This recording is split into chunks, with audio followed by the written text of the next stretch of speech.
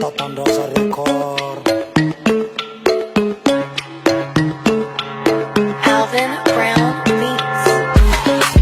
Fanirisoa Ernaivo, mangina fa tsisy mihaino, yakoho vavy magneno.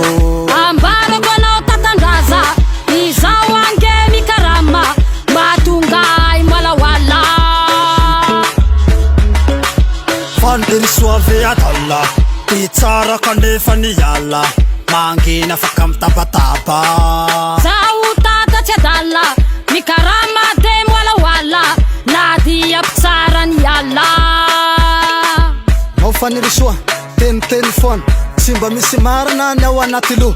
Sanandro manely tsaho, teny bela zao, tenenina avokoa zao rehetra zao. Anao le mavana, satria pikaramanady, mpivarota tena ny oasanao andafo. Koa fa ty madara tena mafy, fa tsy any andafo no manao menazy. Ya miratsira olo, kanefa tsangan'olo, miseho teo ambony, makorely mivarobody. Ya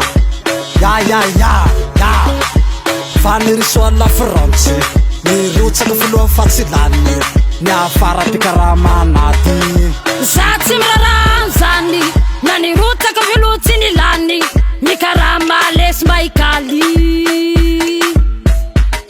Anao ve tsy mba mahatsapa, ny vahoaka tsy misy te halala, kanefa ianao moalawala. Tsapako zany ry tata, ny vahoaka tsy misy te halala, fa ny ai de mikarama. Yes man, Hafatra manokana ho an'ny Fanirisoa Ernaivo. Ao foye devi, ao dijon.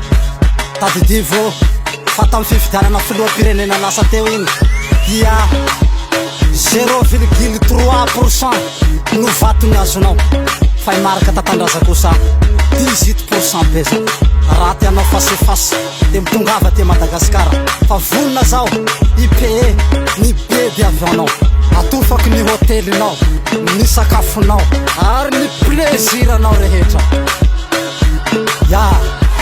Politika zao neny tsy hainao, fa tohiso ny fivarotatenanao. Ianao rasy teo koa fa pitsara efa potraka, pikaramanady ny mariky ravany manana, olo tsy manjary, olo mpanakorotana. Fanirisoa Dora, otsiny prix pasta. Zao Tatandraza koa mahazaka bire, otsiny matory neny. Tohizo makorely io.